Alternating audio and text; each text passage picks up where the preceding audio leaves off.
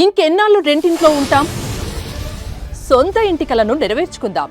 Suman TV biggest property expo October 18th, 19th HSCC Novotel Hyderabad. ఇప్పుడే free entry కోసం call చేయండి. Mukunda jewellers సమర్పించు కార్తీక మాసం స్పెషల్ ఎపిసోడ్స్ కి స్వాగతం. అమ్మా నమస్తే. నమస్తే అమ్మా.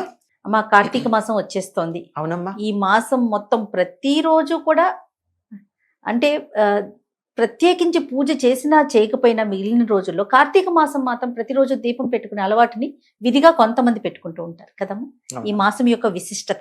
కార్తీక మాసం హరిహరులిద్దరికీ ప్రీతిపాత్రమైంది. అంటే విష్ణువుకి శివుడికి. విష్ణువుకి ఇష్టం గనక లక్ష్మీదేవికి ఇష్టం, శివుడికి ఇష్టం గనక పార్వతీదేవికి ఇష్టం, శివపార్వతులకి ఇష్టం గనక వారి కుమారుడైనటువంటి కార్తికేయుడికి ఇష్టం. ఈ నెల పేరే కార్తీక మాసం, అంటే కార్తికేయుడికి సంబంధించింది. కృత్తికా నక్షత్రం ప్రధానంగా ఉండేటటువంటి నెల. పూర్ణిమ నాడు కృత్తికా నక్షత్రంలో ఉంటాడు సూర్యుడు కనుక అటువంటి మాసం కార్తీక మాసం. కృత్తికా నక్షత్రం అగ్నితత్వానికి సంబంధించింది. ఈ నెలలోనే అగ్నితత్వానికి సంబంధించిన నక్షత్రం రావడంలో ప్రత్యేకత ఏమిటి అంటే ఇది ఎక్కువ చలి ఉండే కాలం. అవును, ఎక్కువ చలి ఉండే కాలంలో వేడిగా ఉండే నక్షత్రం ప్రభావం ఉంటే చక్కగా జీవులందరికీ సుఖం కలుగుతుంది. కనుక కార్తికేయుడిని ఆరాధించి కృత్తికా నక్షత్రాన్ని దర్శించుకున్న రోజు తత్సంబంధంగా దానికి సంకేతంగా దీపం పెట్టుకోవడం చాలా ప్రధానమైనటువంటి అంశం. కనుక ఈ నెలలో తప్పనిసరిగా చేసే పనులు ఏమిటి అంటే సూర్యోదయానికన్నా ముందే బ్రాహ్మీ ముహూర్తంలో చన్నీళ్లతో స్నానం చేస్తారు. తల మీద స్నానం చేయాలి. మాసమంతా చేస్తారు. సాధారణంగా వాటి కార్తీక స్నానాలు అని పేరు. అవునమ్మా. ఈ స్నానాలు సాధారణంగా నదుల్లోనూ చెరువుల్లోనూ బావి నీటితోనూ అట్లాంటి వాటితో చేస్తారు. ఎందుకు అంటే అగ్ని యొక్క లక్షణం వరుణుల్లో అప్పుడే ఉంటుంది ఈ మాసంలో. కనుక ఆ వేడిమి ఈ చలికి సరిపోయి ఆరోగ్యం బాగుంటుంది. ఇది మొదటి. ఆ తరువాత కార్తీక దామోదరుని పూజిస్తారు సూర్యోదయానికన్నా ముందు. తులసి దగ్గర దీపం పెట్టి తులసిని కార్తీక దామోదరుణ్ణి పూజిస్తారు. సూర్యోదయం అయిన తర్వాత చేసే పూజలన్నీ శివుడికి చెందుతాయి. ఓహో, సూర్యోదయానికి ముందు విష్ణుమూర్తికి కార్తీక దామోదరుడు అన్న పేరుతో ఉంటాడు.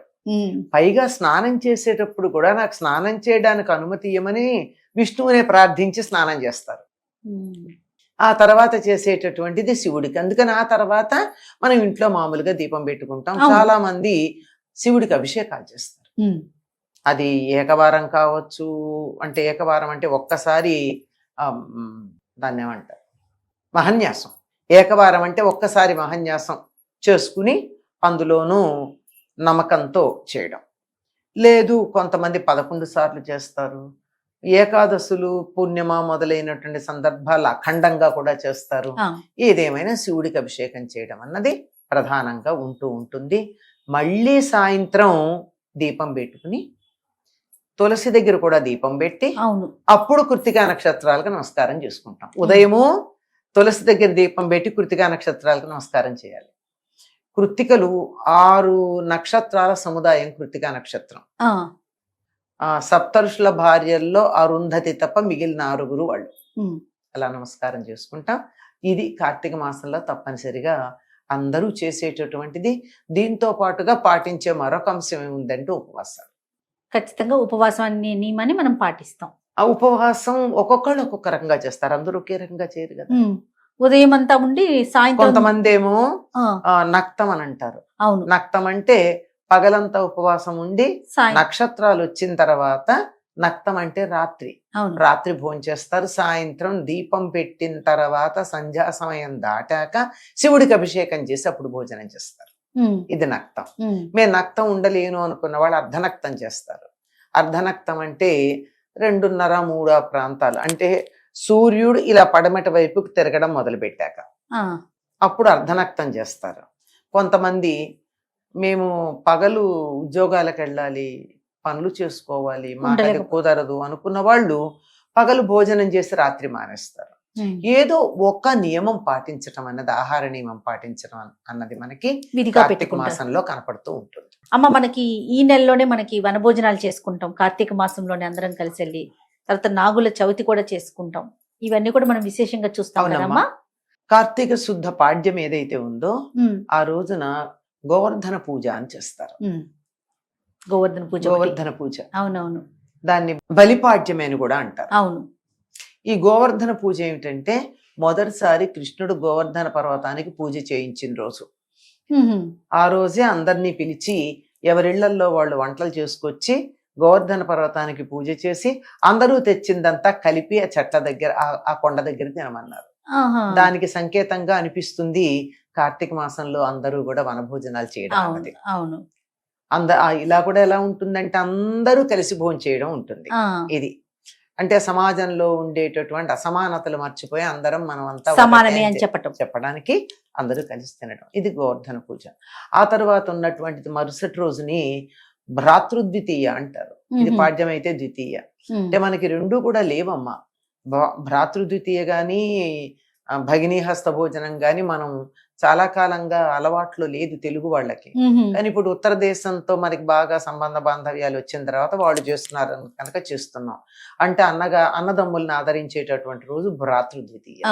ఆ తర్వాత రోజు తృతీయ ఏమో భగినీ హస్త భోజనం, అంటే అక్క చెల్లెళ్ళకి వెళ్ళి అన్నదమ్ములు భోజనం చేయడం. ఆ తరువాత రోజు నాగుల చవితి, సర్పాలను ఆరాధించేటటువంటి రోజు. ఇవి కాక సోమవారాలన్నీ కూడా శివుడికి ప్రీతిపాత్రమైన అభిషేకాలు చేస్తాం.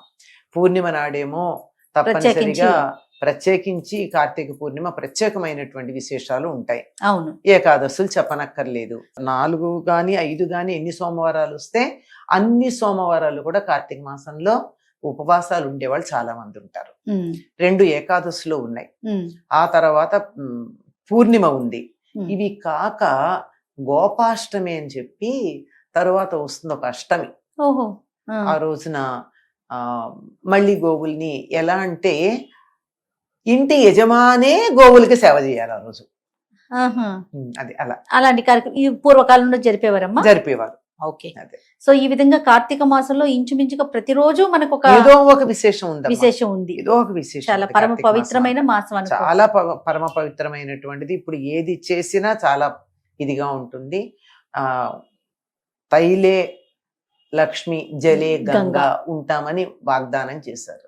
లక్ష్మీదేవి ఏమో నువ్వుల నూనెలో ఉంటానని, తైలం అంటే నువ్వుల నూనె, అందుకే నువ్వుల నూనె దీపాలు పెడతారు. గంగ ఏమో నీళ్లలో ఎక్కడ ఇన్ని నీళ్లు ఉంటే అక్కడ ఉంటానంది కనుక స్నానాలు దీపాలు చాలా ప్రధానమైనవి. తప్పకుండా. నమస్తే. నమస్తే.